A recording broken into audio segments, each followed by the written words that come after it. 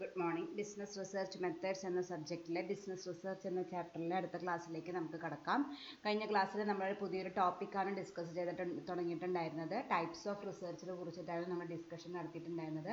അതിൽ ഒന്നാമത്തെയും രണ്ടാമത്തെയും ടൈപ്സിനെ കുറിച്ചിട്ടാണ് നമ്മൾ ഡിസ്കഷൻ നടത്തിയത്. നമുക്ക് ഈ ടൈപ്സിലെ ഏറ്റവും ഇമ്പോർട്ടൻ്റ് ആയിട്ടുള്ള രണ്ട് ടൈപ്സ് ഓഫ് റിസർച്ചുകളാണ് ഒന്നാമത്തെയും രണ്ടാമത്തെയും. അതേതായിരുന്നു? ബേസിക് റിസർച്ചും അതുപോലെ അപ്ലൈഡ് റിസർച്ചും. ബേസിക് റിസർച്ച് എന്ന് വെച്ചാൽ നമ്മൾ എന്താ ചെയ്യുന്നത്? ജസ്റ്റ് അതിൻ്റെ കുറിച്ച് സ്റ്റഡി നടത്തുന്ന ഒരു ഇമ്മീഡിയറ്റ് ഇമ്പാക്റ്റ് ഉള്ള അല്ലെങ്കിൽ ഇതിന് റിസൾട്ട് കിട്ടിയിട്ട് എന്തെങ്കിലും ഒരു പ്രോബ്ലം സോൾവ് ചെയ്യാൻ അങ്ങനെ ഒരു ഉദ്ദേശത്തോട് കൂടിയല്ല ആ റിസർച്ച് നടത്തുന്നത്.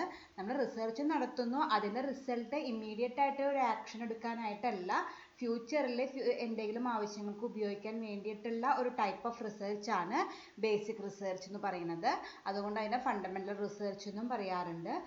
ദെൻ രണ്ടാമത്തെ നമ്മൾ പഠിച്ചത് അപ്ലൈഡ് റിസർച്ച് ആണ്. അതാണ് ഏറ്റവും ഇമ്പോർട്ടൻ്റ് ആയിട്ട് നമുക്ക് സൊസൈറ്റിയിലെ ഏതെങ്കിലും ഒരു പ്രോബ്ലം അറൈവ് ചെയ്തിട്ടുണ്ടെങ്കിൽ ആ പ്രോബ്ലത്തിന് ഒരു സൊല്യൂഷൻ കണ്ടുപിടിക്കാനായിട്ട് നമ്മൾ ഇമ്മീഡിയറ്റ് ആയിട്ട് അണ്ടർടേക്കൺ ചെയ്യുന്ന റിസർച്ചാണ് അപ്ലൈഡ് റിസർച്ച് എന്ന് പറയുന്നത്. ആ റിസർച്ച് കംപ്ലീറ്റ് ചെയ്തിട്ട് ആ റിസർച്ചിൽ നിന്ന് കിട്ടുന്ന റിസൾട്ട് അല്ലെങ്കിൽ അതിൻ്റെ ഔട്ട്പുട്ട് വെച്ചിട്ട് വേണം നമുക്ക് ആ പ്രോബ്ലം, സൊസൈറ്റി ഫേസ് ചെയ്യുന്ന ആ പ്രോബ്ലം സോൾവ് ചെയ്യാനായിട്ട്.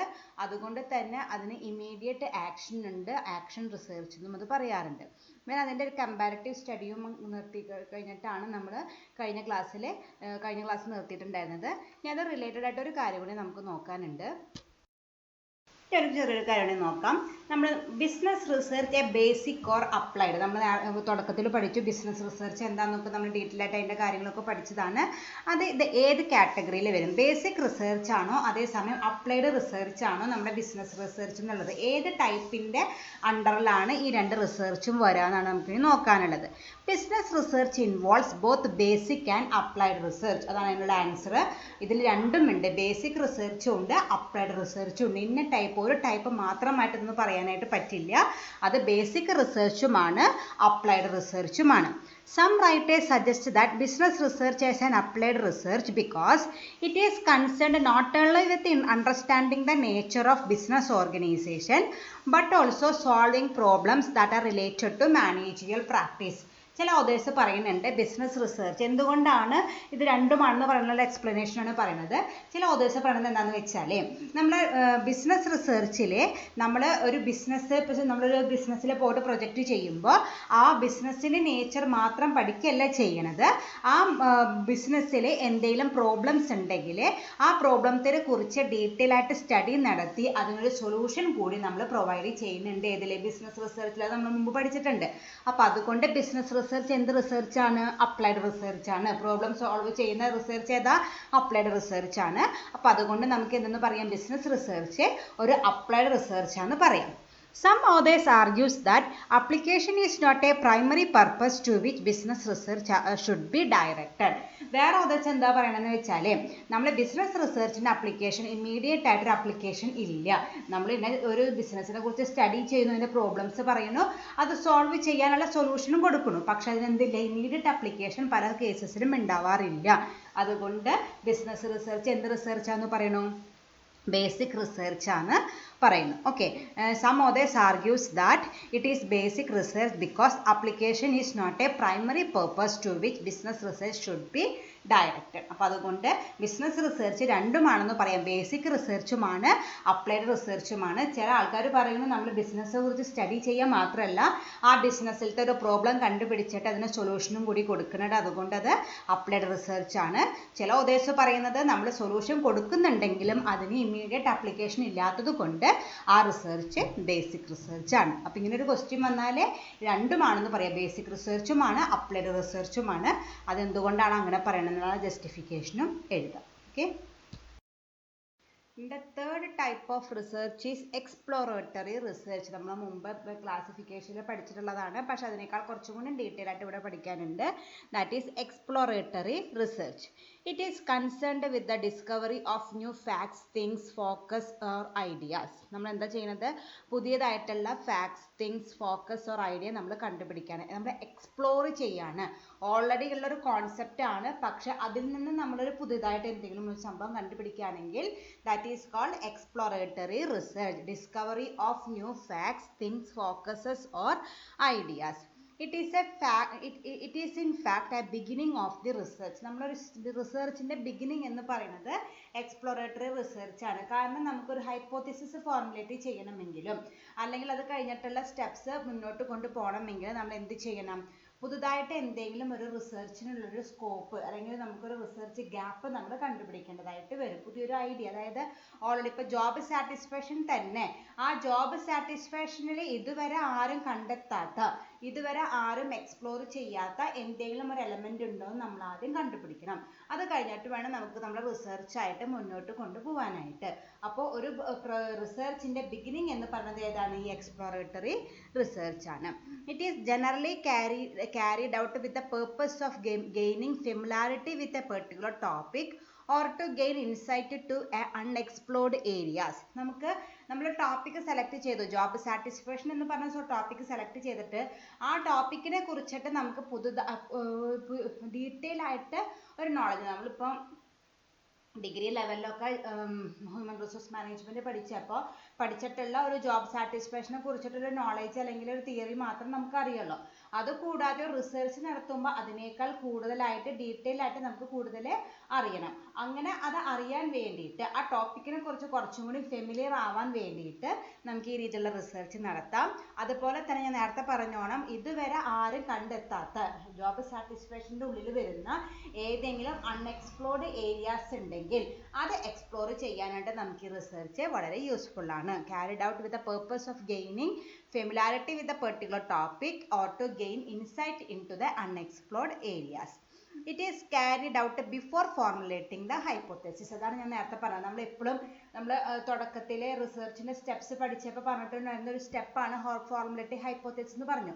ആ ഹൈപ്പോത്തസിസ് ഫിക്സ് ചെയ്യുന്നേക്കാൾ മുമ്പ് നമ്മൾ എന്ത് ചെയ്യണം? ഈ രീതിയിലുള്ള ഒരു എക്സ്പ്ലോറേറ്ററി റിസർച്ച് നമ്മൾ കണ്ടുപിടിക്കണം.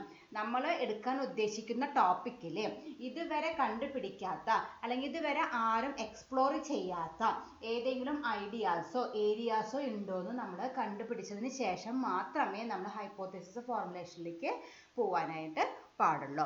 This research becomes formulative when it provides new formulations and devices. ഇത് ചില സമയത്ത് എന്താവും? ഫോർമുലേറ്റീവ് റിസർച്ചും ആവാറുണ്ട്. കാരണം നമ്മൾ ഇതുവരെ ആരും കണ്ടുപിടിക്കാത്ത എന്തെങ്കിലും ഒരു ടോപ്പിക് അല്ലെങ്കിൽ ഒരു ഏരിയ നമ്മൾ കണ്ടുപിടിക്കുമ്പോൾ നമ്മളായിട്ട് ക്രിയേറ്റ് ചെയ്യലാണ്. So it becomes a formulative research when it formulate something. പുതുതായിട്ട് എന്തെങ്കിലും നമ്മൾ ഫോർമുലേറ്റ് ചെയ്താൽ അല്ലെങ്കിൽ പുതുതായിട്ട് നമ്മൾ എന്തെങ്കിലും കണ്ടുപിടിച്ചാൽ അതെന്തായിട്ട് മാറി? ഈ റിസർച്ച് ഫോർമുലേറ്റീവ് റിസർച്ച് ആയിട്ട് മാറി. In most of the economics and commerce area this research is very helpful. ശരിക്കും നമ്മുടെ ഫീൽഡിൽ എക്കണോമിക്സ് ആയാലും അല്ലെങ്കിൽ കൊമേഴ്സ് ഏരിയയിൽ നടത്തുന്ന റിസർച്ചുകളിലെല്ലാം സാധാരണ കോമൺ ആയിട്ട് എല്ലാവരും യൂസ് ചെയ്യുന്ന ഒരു ടൈപ്പ് ഓഫ് റിസർച്ച് ആണ് ഈ മൂന്നാമത്തെ ടൈപ്പിൽ വരുന്നത്. That is exploratory research. Okay, അപ്പോൾ ഇത്രയൊക്കെയാണ് എക്സ്പ്ലോറേറ്ററി റിസർച്ചിനെ കുറിച്ച് പഠിക്കാനുള്ളൂ. നമ്മൾ ഇതുവരെ എക്സ്പ്ലോർ ചെയ്യാത്ത, ഇതിന് മുമ്പ് നടന്ന പല റിസർച്ചുകളും റിസർച്ചേഴ്സും ഒന്നും എക്സ്പ്ലോർ ചെയ്യാത്ത പുതിയൊരു കാര്യം കണ്ടുപിടിക്കുക. അതിന് നമുക്ക് എന്താ വേണ്ടത്? ഡീറ്റെയിൽ ആയിട്ട് റിവ്യൂ നടത്തലാണ്. നമ്മൾ വായിക്കണം, നമ്മുടെ ടോപ്പിക്കിനെ കുറിച്ചിട്ട് മുമ്പ് നടന്ന സ്റ്റഡീസ് ഒക്കെ വായിക്കുക. എന്നാലാണ് ഇതുവരെ ആരും കണ്ടുപിടിക്കാത്ത സംഭവങ്ങൾ ഏതാണെന്ന് നമുക്ക് ഐഡന്റിഫൈ ചെയ്യാനായിട്ട് പറ്റുള്ളൂ. അപ്പോൾ നമ്മൾ റിസർച്ചിന് ആവശ്യമായിട്ടുള്ള ഹൈപ്പോത്തസിസ് ഫിക്സ് ചെയ്യുന്നതിനേക്കാൾ മുമ്പ് ഡീറ്റെയിൽ ആയിട്ട് സ്റ്റഡി നടത്തി അല്ലെങ്കിൽ റീഡ് ചെയ്ത് ഇതുവരെ എക്സ്പ്ലോർ ചെയ്യാത്ത എന്തെങ്കിലും ഏരിയ ഉണ്ടോ എന്ന് കണ്ടുപിടിക്കുന്ന ഒരു ടൈപ്പ് ഓഫ് റിസർച്ചാണ് exploratory research. Okay, next fourth type of research is descriptive research. It is carried out with the objective of describing a particular situation, event or an individual. നമ്മൾ എന്താണ് പുതുതായിട്ടൊന്നും explore ചെയ്യാനൊന്നും പോകുന്നില്ല. നമ്മൾ മുമ്പ് പഠിച്ചിട്ടുള്ളതാണ്, ക്ലാസിഫിക്കേഷനിൽ പറഞ്ഞിട്ടുണ്ട്. ഒന്നുകൂടി ഡീറ്റെയിൽ ആയിട്ട് നമുക്ക് നോക്കാം. നമ്മൾ പുതുതായിട്ടൊന്നും എക്സ്പ്ലോർ ചെയ്യാനായിട്ട് പോകുന്നില്ല. ഓൾറെഡി ഉള്ള ഒരു കോൺസെപ്റ്റിനെ ഒന്നും കൂടി നമ്മുടെ പോയിന്റ് ഓഫ് വ്യൂവിൽ നമ്മൾ ഡിസ്ക്രൈബ് ചെയ്യാണ് പോകുന്നത്. ആ ടൈപ്പിനെ വിളിക്കുന്ന പേരാണ് descriptive research. It is carried out with the objective of describing A particular situation, event or an individual. ഒരു പെർട്ടിക്കുലർ സിറ്റുവേഷനോ ഇവന്റിനോ ഇൻഡിവിജ്വലിനോ ഡിസ്ക്രൈബ് ചെയ്യുന്ന ഒരു ടൈപ്പ് ഓഫ് റിസർച്ച് ആണ് ഈ ഡിസ്ക്രിപ്റ്റീവ് റിസർച്ച് എന്ന് പറയുന്നത്. It is A fact finding investigation. നമ്മൾ fact find ചെയ്യാനായിട്ട് നമ്മൾ അണ്ടർടേക്കൺ ചെയ്യുന്ന ഒരു ടൈപ്പ് ഓഫ് റിസർച്ച് ആണ്. It aims at studying the characteristics of a problem. നമ്മൾ എടുത്ത ടോപ്പിക് അല്ലെങ്കിൽ നമുക്ക് സോൾവ് ചെയ്യേണ്ട പ്രോബ്ലത്തിൻ്റെ ക്യാരക്ടറിസ്റ്റിക്സ് നമുക്ക് മനസ്സിലാക്കിയാലാണ് അതിനൊരു സൊല്യൂഷൻ കൊടുക്കാനായിട്ട് പറ്റുള്ളൂ. ഇന്ന ഫീച്ചേഴ്സ് ക്യാരക്ടറിസ്റ്റിക്സ് ആണ് ഈ പ്രോബ്ലത്തിനുള്ളത്.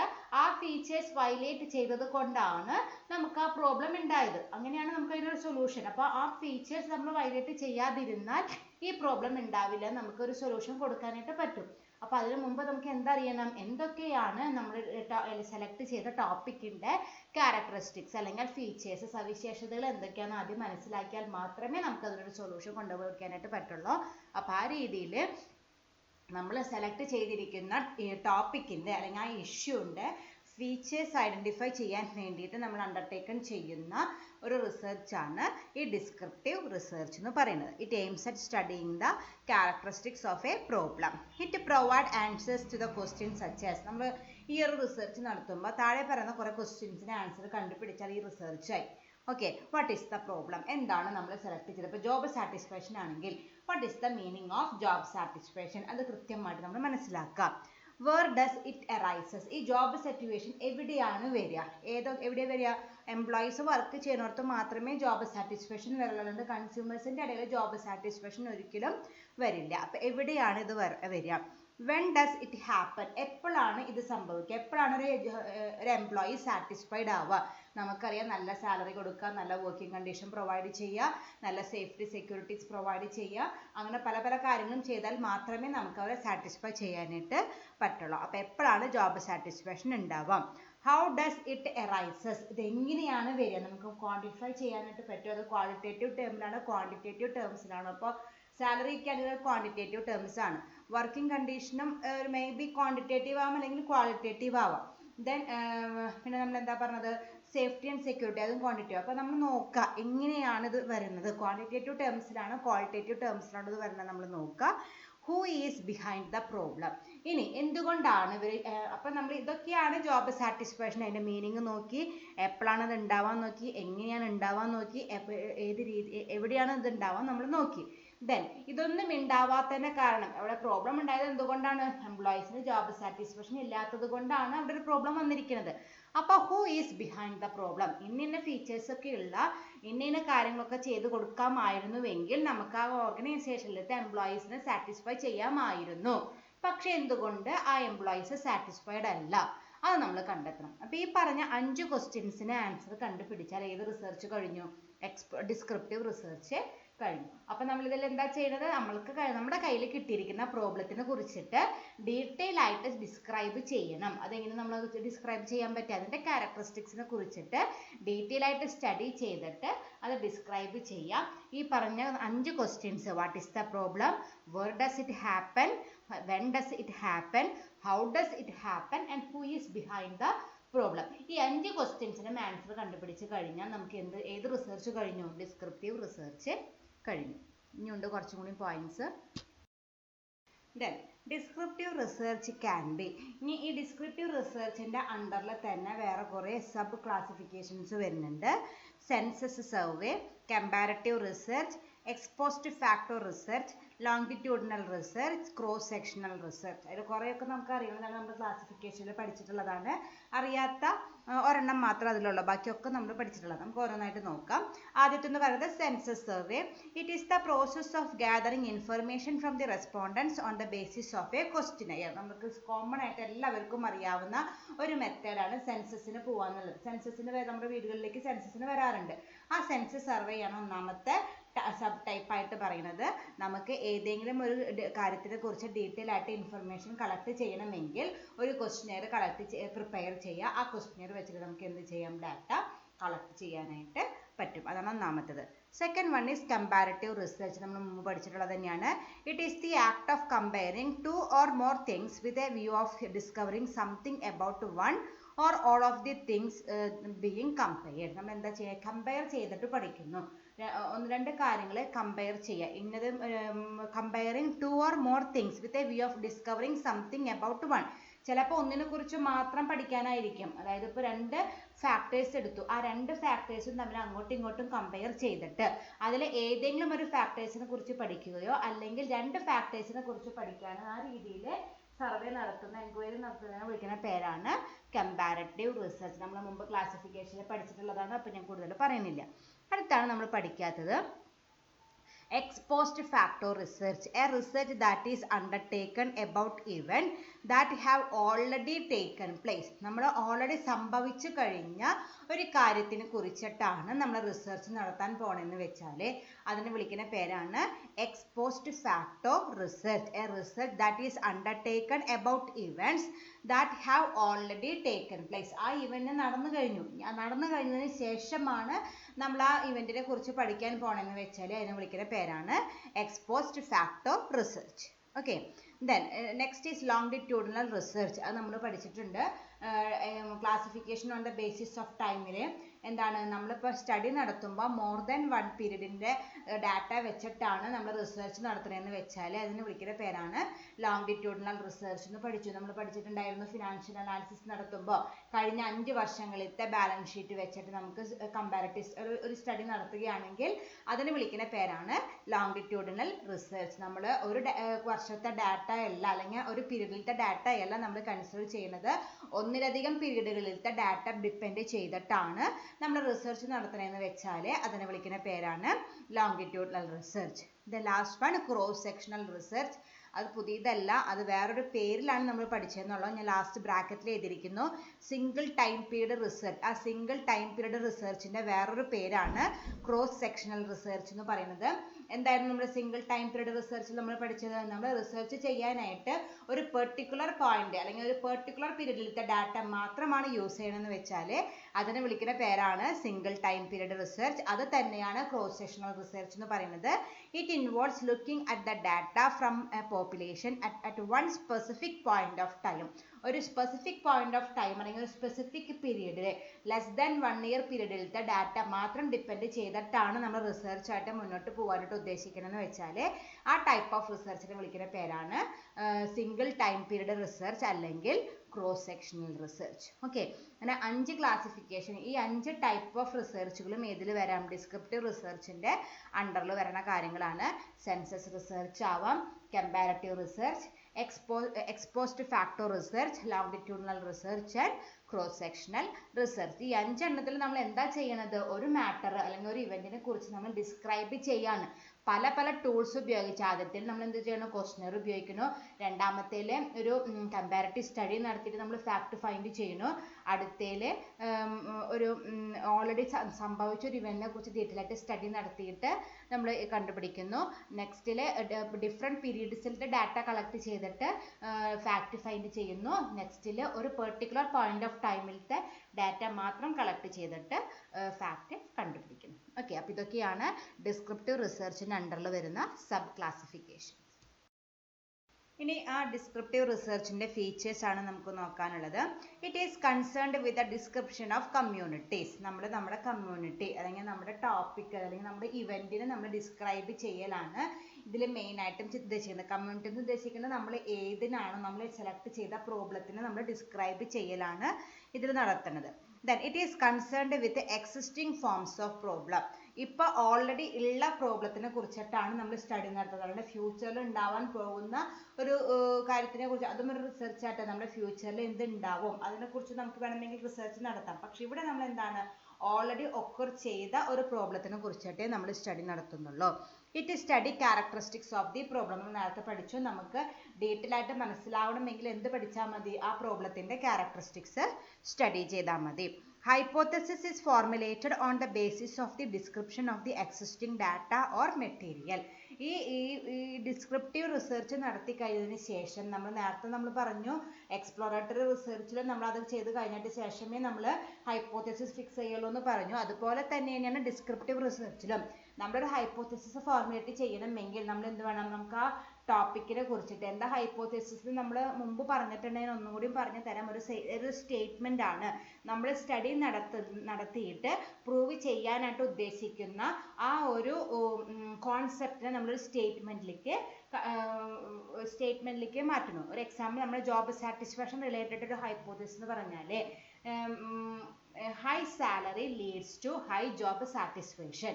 അതാണ് ഒരു ഹൈപ്പോത്തസിസ് ആണ്. നല്ല സാലറി കൊടുത്താൽ നമുക്ക് ജോബ് സാറ്റിസ്ഫാക്ഷൻ ഇംപ്രൂവ് ചെയ്യാനായിട്ട് പറ്റും. ഇത് പറ്റോ പറ്റില്ലേ എന്ന് നമുക്ക് ഇങ്ങനെ ഒരു സ്റ്റേറ്റ്മെന്റ് ഉണ്ടാക്കണമെങ്കിൽ നമുക്ക് എന്തറിയണം, ഈ ജോബ് സാറ്റിസ്ഫാക്ഷനെ കുറിച്ചിട്ടും സാലറിനെ കുറിച്ചിട്ടും നമ്മൾ ഡീറ്റെയിൽ ആയിട്ട് സ്റ്റഡി നടത്തണം. ജോബ് സാറ്റിസ്ഫാക്ഷനും ക്യാരക്ടറിസ്റ്റിക്സ് നമ്മൾ പഠിക്കണം, അതുപോലെ സാലറിയുടെയും ക്യാരക്ടറിസ്റ്റിക്സ് പഠിക്കണം. അപ്പോൾ അതുകൊണ്ടാണ് പറയുന്നത് hypothesis is formulated on the basis of the description of the existing data or material. അപ്പോൾ ആ രീതിയിൽ ഒരു ഹൈപ്പോത്തസിസ് ഫോർമുലേറ്റ് ചെയ്യണമെങ്കിൽ നമ്മൾ എന്ത് ചെയ്യണം, നമ്മൾ സെലക്ട് ചെയ്തിരിക്കുന്ന പ്രോബ്ലത്തിനെ കുറിച്ചിട്ട് ഡീറ്റെയിൽ ആയിട്ട് സ്റ്റഡി നടത്തണം. അതിന് പറ്റിയത് ഡിസ്ക്രിപ്റ്റീവ് റിസർച്ച് ആണ്. It is nothing to do with the solution of the problem. ഇങ്ങനെ റിസർച്ച് നടത്തിയിട്ട് ഒരു പ്രോബ്ലം സോൾവ് ചെയ്യാനായിട്ട് ഇമ്മീഡിയറ്റ് ആക്ഷൻ ഒന്നും ഇല്ലാത്ത റിസർച്ച് ആണ്. കാരണം നമ്മൾ ഇതിന്ന് പുതുതായിട്ടൊന്നും കണ്ടുപിടിക്കുന്നില്ല.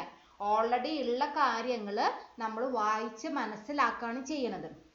അപ്പോൾ നമ്മൾ രണ്ടാമത്തെ പഠിച്ച അപ്ലൈഡ് റിസർച്ച് പോലെ ഇതിൻ്റെ റിസൾട്ട് കിട്ടിയിട്ട് വേണം ഒരു പ്രോബ്ലം സോൾവ് ചെയ്യാൻ, അങ്ങനത്തെ ഒരു ടൈപ്പ് ഓഫ് റിസർച്ച് അല്ല ഇത്. നമ്മൾ ജസ്റ്റ് എൻക്വയറി അല്ലെങ്കിൽ ഇൻവെസ്റ്റിഗേഷൻ മാത്രം നമ്മൾ സെലക്ട് ചെയ്ത് വെച്ചിരിക്കുന്ന ടോപ്പിക്കിൻ്റെ ക്യാരക്ടറിസ്റ്റിക്സ് സ്റ്റഡി ചെയ്യാൻ വേണ്ടി മാത്രം നമ്മൾ അണ്ടർടേക്കൺ ചെയ്യുന്ന ഒരു റിസർച്ചാണ് ഈ ഡിസ്ക്രിപ്റ്റീവ്. അതുപോലെ നേരത്തെ നമ്മൾ പഠിച്ച എക്സ്പ്ലോറേറ്ററി റിസർച്ചും അവിടെ നമ്മൾ എന്താ പുതുതായിട്ടൊരു ഏരിയ കണ്ടുപിടിക്കുക മാത്രമാണ് ചെയ്യുന്നത്. അത് കഴിഞ്ഞിട്ട് അതിൻ്റെ ഫർദർ സ്റ്റഡീസ് നടത്തിയിട്ട് വേണം നമുക്ക് അതിനെ ഒരു റിസർച്ചിലേക്ക് പോകാനായിട്ട്. അതുപോലെ തന്നെ ഇവിടെയും ഡിസ്ക്രിപ്റ്റീവ് റിസർച്ച് നമ്മൾ സെലക്ട് ചെയ്ത ടോപ്പിക്കിനെ കുറിച്ചിട്ട് ഡാറ്റ ഇൻഫർമേഷൻ കളക്ട് ചെയ്യാനായിട്ട് നമ്മൾ നടത്തുന്ന ഒരു ടൈപ്പ് ഓഫ് റിസർച്ച് ആണ് ഡിസ്ക്രിപ്റ്റീവ് റിസർച്ച്. അതിനൊരു ഇമ്മീഡിയറ്റ് അപ്ലിക്കേഷൻ സൊസൈറ്റിയിൽ ഇമ്മീഡിയറ്റ് ആയിട്ടൊരു ആക്ഷനോ അപ്ലിക്കേഷനോ ഉണ്ടാവില്ല. ഓക്കെ, അപ്പോൾ ഇത്രയുമാണ് ഇതിൻ്റെ ക്യാരക്ടറിസ്റ്റിക്സ് ആയിട്ട് വരുന്നത്. നമ്മൾ ഇതിനെ ഡിസ്ക്രൈബ് ചെയ്യുന്നു, അതിൻ്റെ ക്യാരക്ടറിസ്റ്റിക്സ് സ്റ്റഡി ചെയ്യുന്നു. ഓൾറെഡി എക്സിസ്റ്റ് ചെയ്ത പ്രോബ്ലത്തിനെ കുറിച്ചിട്ടാണ് നമ്മൾ സ്റ്റഡി ചെയ്യുന്നത്. ഹൈപ്പോത്തസിസ് ഫോർമുലേറ്റ് ചെയ്യാനായിട്ടൊരു വളരെയധികം ബേസ് പ്രൊവൈഡ് ചെയ്യുന്നുണ്ട്. അതുപോലെ ഇതിൻ്റെ റിസൾട്ടോടെ ഒരു ഇമ്മീഡിയറ്റ് അപ്ലിക്കേഷൻ അല്ലെങ്കിൽ ഒരു സൊസൈറ്റിയിലൊരു ആക്ഷൻ ഈ ഒരു റിസൾട്ട് കൊണ്ട് ഉണ്ടാകുന്നു. Okay, next is casual research. അടുത്ത ടൈപ്പ് ഓഫ് റിസർച്ച് ആണ് causal research. This research aims at identifying the cause and effect relationship between variables. നമ്മൾ ക്ലാസിഫിക്കേഷനിൽ പഠിച്ചതാണ്. വാരിയബിൾസ് തമ്മിലുള്ള കോസ് എഫക്റ്റ് റിലേഷൻഷിപ്പ് സ്റ്റഡി ചെയ്യാനായിട്ട്, കോസ് എന്ന് വെച്ചാൽ കാരണം, എഫക്റ്റ് എന്ന് വെച്ചാൽ അതിൻ്റെ പരിണിതഫലം, അത് നമ്മൾ സ്റ്റഡി ചെയ്യാനായിട്ട് അഡോപ്റ്റ് ചെയ്യുന്ന ഒരു ടൈപ്പ് ഓഫ് റിസർച്ച് ആണ് കാഷ്വൽ റിസർച്ച് എന്ന് പറയുന്നത്. It is designed to determine whether one or more variable causes or affect one or more outcome variables. It deals with why question. നമ്മൾ എന്താണ്, it designed to determine whether one or variable causes or effect one or outcome variable. അതിന് മുമ്പ് ആ last sentence ഒന്ന് വായിക്കുന്നത് നല്ലതായിരിക്കും. In this research changes in the independent variable are measured due to variation taken place in the dependent variable. നമുക്ക് ഇത് കഴിഞ്ഞിട്ട് നമ്മൾ അടുത്ത ചാപ്റ്ററിൽ പഠിക്കുന്നത് രണ്ട് ടൈപ്പ് ഓഫ് വാരിയബിൾ ഉണ്ട്, ഡിപ്പെൻഡൻറ്റ് വാരിയബിളും ഇൻഡിപെൻഡൻറ്റ് വാരിയബിളും. ഡിപ്പെൻഡൻറ്റ് വാരിയബിൾ എന്ന് വെച്ചാൽ എന്താണ്, ഒരു വാരിയബിൾ മറ്റൊരു വാരിയബിളിനെ ഡിപ്പെൻഡ് ചെയ്തിട്ടാണ്, ആശ്രയിച്ചിട്ടാണ് നിൽക്കുന്നത്. അതേസമയം ഇൻഡിപെൻഡൻ്റ് എന്ന് വെച്ചാൽ സ്വയമായിട്ട് നിൽക്കാൻ കഴിവുള്ള വാരിയബിളാണ് ഇൻഡിപെൻഡൻറ്റ് വാരിയബിൾ എന്ന് പറയുന്നത്. അപ്പോൾ ഈ റിസർച്ചിൽ നമ്മൾ എന്താ സ്റ്റഡി ചെയ്യുന്നത് വെച്ചാൽ change in independent variable are measured due to variation taken place in the dependent variable. നമ്മുടെ ഡിപ്പെൻഡൻറ്റ് വാരിയബിളിൽ വരുന്ന ചേഞ്ചസ് മെഷർ ചെയ്തിട്ടാണ് ഇൻഡിപെൻഡൻറ്റ് വാരിയബിളിലുള്ള ചേഞ്ചസ് നമ്മൾ സ്റ്റഡി ചെയ്യുന്നത്. എക്സാമ്പിൾ ഞാൻ പറഞ്ഞാൽ നമ്മുടെ ജോബ് സാറ്റിസ്ഫാക്ഷൻ തന്നെ എടുക്കാം. ജോബ് സാറ്റിസ്ഫാക്ഷൻ അതെന്താണ്, ഡിപ്പെൻഡൻറ്റ് വാരിയബിൾ ആണ്, ഇൻഡിപെൻഡൻറ്റ് വാരിയബിൾ ആണ്. ആ ഇൻഡിപെൻഡൻറ്റ് വാരിയബിളിനെ ഡിപ്പെൻഡ് ചെയ്യുന്ന ഫാക്ടേഴ്സ് എന്ന് പറയുന്നത് ഞാൻ നേരത്തെ പറഞ്ഞു, സാലറി ആവാം, വർക്കിംഗ് കണ്ടീഷൻ ആവാം. അപ്പോൾ സാലറിയിലും വർക്കിംഗ് കണ്ടീഷനിലും എന്തെങ്കിലും ചേഞ്ച് വരുമ്പോൾ അപ്പോൾ നമ്മൾ ഡിപ്പെൻഡൻറ്റ് വാരിയബിളായിട്ട് സെലക്ട് ചെയ്തേക്കുന്നത് ഏതിരിക്കുകയാണ്, സാലറി, വർക്കിംഗ് കണ്ടീഷൻ. ഈ രണ്ട് ഫാക്ടേഴ്സിനെയാണ് നമ്മൾ ഡിപ്പെൻഡൻറ്റ് വാരിയബിളായിട്ട് സ്റ്റഡി ചെയ്യുന്നത്. ദെൻ ഇൻഡിപെൻഡൻറ്റ് വാരിയബിളായിട്ട് ഫിക്സ് ചെയ്തേക്കുന്നത് ഏതിനാണ്, ജോബ് സാറ്റിസ്ഫാക്ഷനെയാണ്. അപ്പോൾ നമുക്ക് എന്താ സ്റ്റഡി ചെയ്യേണ്ടത്, ഇൻഡിപെൻഡൻറ്റ് വാരിയബിളായ ജോബ് സാറ്റിസ്ഫാക്ഷൻ ആണ് സ്റ്റഡി ചെയ്യേണ്ടത്. ആ ജോബ് സാറ്റിസ്ഫാക്ഷൻ സ്റ്റഡി ചെയ്യുന്നത് എന്തിന് സ്റ്റഡി ചെയ്തിട്ടാണ്, ഈ ജോബ് സാറ്റിസ്ഫാക്ഷൻ ഇൻഡിപെൻഡൻറ്റ് വാരിയബിളായ ജോബ് സാറ്റിസ്ഫാക്ഷനെ ഡിപ്പെൻഡ് ചെയ്തിട്ടുള്ള രണ്ട് ഫാക്ടേഴ്സായ സാലറിനെയും വർക്കിംഗ് കണ്ടീഷനെയും സ്റ്റഡി ചെയ്തിട്ടാണ് നമ്മൾ എന്തിനെ സ്റ്റഡി ചെയ്യുന്നത്, ജോബ് സാറ്റിസ്ഫാക്ഷനെ സ്റ്റഡി ചെയ്യുന്നത്. അപ്പോൾ ഈ രീതിയിൽ വേറെ രണ്ട് ഫാക്ടേഴ്സിൽ ചേഞ്ച് വരുമ്പോൾ വേറൊരു ഫാക്ടറിൽ എന്ത് ചേഞ്ച് വന്നു, സാലറി കൂട്ടുമ്പോൾ ജോബ് സാറ്റിസ്ഫാക്ഷനിൽ എന്ത് ചേഞ്ച് വന്നു, സാലറി കുറയ്ക്കുമ്പോൾ ജോബ് സാറ്റിസ്ഫാക്ഷനിൽ എന്ത് ചേഞ്ച് വന്നു, നല്ല വർക്കിംഗ് കണ്ടീഷൻ കൊടുത്തത് കൊണ്ട് ജോബ് സാറ്റിസ്ഫാക്ഷനിൽ എന്ത് ചേഞ്ച് വന്നു, വർക്കിംഗ് കണ്ടീഷൻ ഇത്തിരി കുറച്ചാൽ ജോബ് സാറ്റിസ്ഫാക്ഷനിൽ എങ്ങനെ ചേഞ്ച് വന്നു. ഈ രീതിയിൽ ഒരു സ്റ്റഡി നടത്തുകയാണെങ്കിൽ അതിനെ വിളിക്കുന്ന പേരാണ് കാഷ്വൽ റിസർച്ച്. ഇനി ഞാൻ സെക്കൻഡ് സെന്റൻസ് ഒന്ന് വായിക്കാം. It is designed to determine whether one or more variable causes or affect one or more outcome variable. ഇവിടെ നമ്മൾ എന്തിനു സ്റ്റഡി ചെയ്യാൻ പോകുന്നത്, ജോബ് സാറ്റിസ്ഫാക്ഷനെയാണ് സ്റ്റഡി ചെയ്യാനായിട്ട് പോണത്. അത് സാലറിയും വർക്കിംഗ് കണ്ടീഷനും എങ്ങനെയാണ് ജോബ് സാറ്റിസ്ഫാക്ഷനെ ബാധിക്കുന്നത്. സാലറി കൂടുമ്പോൾ എന്ത് കൂടണം, സാധാരണ രീതിയിൽ നമ്മുടെ ഇന്റർപ്രിട്ടേഷൻ എന്താണ്, സാലറി കൂടുമ്പോൾ ജോബ് സാറ്റിസ്ഫാക്ഷൻ കൂടും, സാലറി കുറയുമ്പോൾ ജോബ് സാറ്റിസ്ഫാക്ഷൻ കുറയും. അതുപോലെ നല്ല വർക്കിംഗ് കണ്ടീഷൻ പ്രൊവൈഡ് ചെയ്താൽ ജോബ് സാറ്റിസ്ഫാക്ഷൻ കൂടും.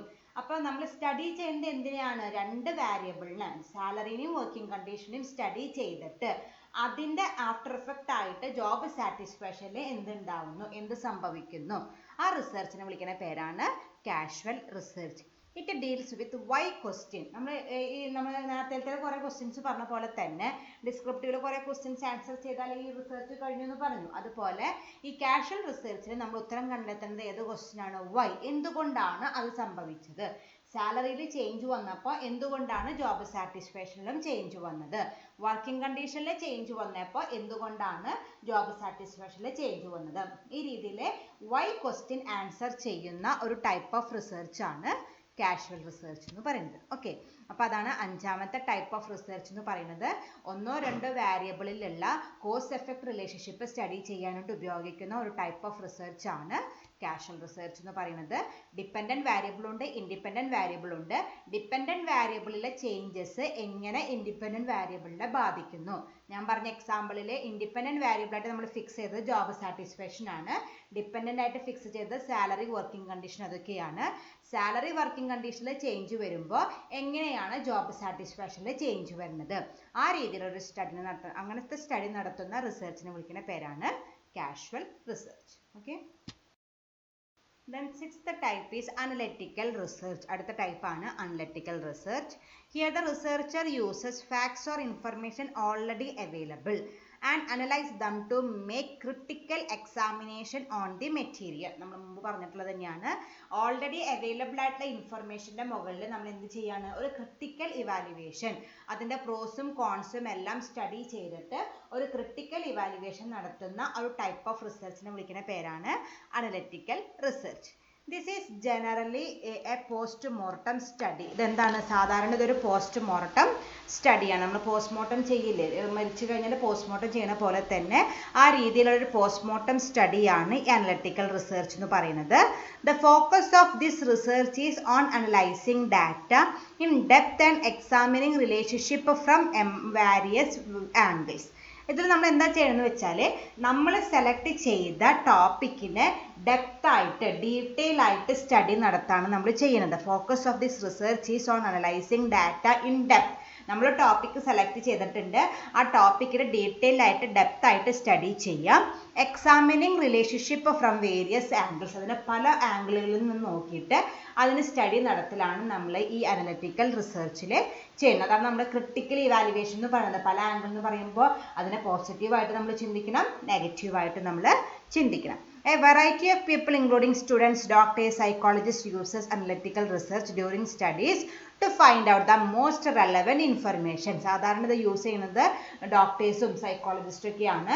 അവർക്ക് ഒരു പ്രോബ്ലം കിട്ടിക്കഴിഞ്ഞാൽ അതിനെ ഡീറ്റെയിൽ ആയിട്ട് സ്റ്റഡി ചെയ്യണം. ഇപ്പോൾ ഒരു പേഷ്യൻറ്റിൽ ഒരു രോഗം കണ്ടെത്തി, ആ രോഗത്തിനെ കുറിച്ച് ഡീറ്റെയിൽ ആയിട്ട് സ്റ്റഡി നടത്തിയിട്ടേ അവർക്ക് അതിനൊരു സൊല്യൂഷൻ സജസ്റ്റ് ചെയ്യാനായിട്ട് പറ്റുള്ളൂ. അപ്പോൾ ആ രീതിയിൽ ആ ടോപ്പിക്കിനെ കുറിച്ചൊരു ഡെപ്ത് സ്റ്റഡി നടത്തി അതിൻ്റെ പോസിറ്റീവ്സ് എന്തൊക്കെയാണ്, നെഗറ്റീവ്സ് എന്തൊക്കെയാണ്, അതിന് ഏത് തരത്തിലുള്ള മരുന്ന് കൊടുത്താൽ അതിന് ആഫ്റ്റർ എഫക്ട്സ് ഉണ്ടാവോ, അത് നെഗറ്റീവ് സൈഡ് ഉണ്ടാവോ, അതൊക്കെ സ്റ്റഡി നടത്തിയിട്ട് വേണം അവർക്കൊരു സൊല്യൂഷൻ കൊടുക്കാനായിട്ട്. അപ്പോൾ ആ രീതിയിൽ ക്രിട്ടിക്കലായിട്ട് ഇവാലുവേഷൻ നടത്തിയിട്ട് ഒരു സൊല്യൂഷൻ കൊടുക്കുന്ന ഒരു ടൈപ്പ് ഓഫ് റിസർച്ചാണ് analytical research. From analytical research, a person find out critical details to add new ideas to the material being produced. അപ്പോൾ നമ്മൾ എന്താണ് ഈ രീതിയിൽ നമ്മൾ ക്രിട്ടിക്കലായിട്ട് ഇവാലുവേഷൻ നടത്തിയിട്ട് പുതിയ ഐഡിയാസ്, ഓൾറെഡി എക്സിസ്റ്റ് ചെയ്തിരിക്കുന്ന ഒരു ടോപ്പിക്കിലേക്ക് നമ്മൾ പുതിയ ഐഡിയാസ് പ്രൊവൈഡ് ചെയ്യലാണ് ഇതിൽ ചെയ്യുന്നത്. Statistical techniques like correlation, multivariate analysis, testing of hypothesis, etc. are used in this result. Just പറഞ്ഞു എന്നല്ലോ. മെയിനായിട്ടും കോറിലേഷനും അതുപോലെ മൾട്ടിവാരിയേറ്റ് അനാലിസിസ് ടെക്നിക്സ് ഒക്കെ യൂസ് ചെയ്തിട്ടാണ് ഈ റിസർച്ചിലെ അനാലിസിസ് നടത്താറ്. ഓക്കെ, അപ്പോൾ ഇതാണ് അടുത്ത ടൈപ്പ് ഓഫ് റിസർച്ച് ആയിട്ട് വന്നിരിക്കുന്നത്. അനലറ്റിക്കൽ റിസർച്ച് ആണ്. ഓൾറെഡി അവൈലബിൾ ആയിട്ടുള്ള ഇൻഫർമേഷൻ വെച്ചിട്ട് ഒരു ടോപ്പിക്കിനെ കുറിച്ചിട്ട് ഡെപ്ത് ആയിട്ട് സ്റ്റഡി നടത്തുക, അതിനെ ക്രിട്ടിക്കലായിട്ട് സ്റ്റഡി നടത്തിയിട്ട് എക്സിസ്റ്റിംഗ് നോളേജിലേക്ക് പുതിയ ഐഡിയാസ് കോൺട്രിബ്യൂട്ട് ചെയ്യാൻ വേണ്ടി ഒരു റിസർച്ചർ അണ്ടർടേക്കൺ ചെയ്യുന്ന ഒരു ടൈപ്പ് ഓഫ് റിസർച്ചിനെ വിളിക്കുന്ന പേരാണ് അനലറ്റിക്കൽ റിസർച്ച് എന്ന് പറയുന്നത്. സാധാരണ ഡോക്ടേഴ്സും സൈക്കോളജിസ്റ്റുമാണ് ഈ രീതിയിലുള്ള റിസർച്ച് അണ്ടർടേക്ക് ചെയ്യാറ്. അപ്പം നമ്മൾ ക്രിട്ടിക്കലായിട്ട് ചിന്തിക്കുമ്പോൾ നമ്മൾ ഒരു പ്രോബ്ലത്തിൻ്റെ അല്ലെങ്കിൽ ഒരു ഇവൻറ്റിൻ്റെ ഒരു ഇഷ്യൂവിൻ്റെ എല്ലാ ആംഗിളിൽ നിന്നും നമ്മൾ സ്റ്റഡി നടത്തും. അതിനെ ഡീറ്റെയിൽ ആയിട്ട് നമുക്ക് മനസ്സിലാക്കാനും പറ്റും. ഓക്കെ, അതാണ് അനലറ്റിക്കൽ റിസർച്ച്. Thank you.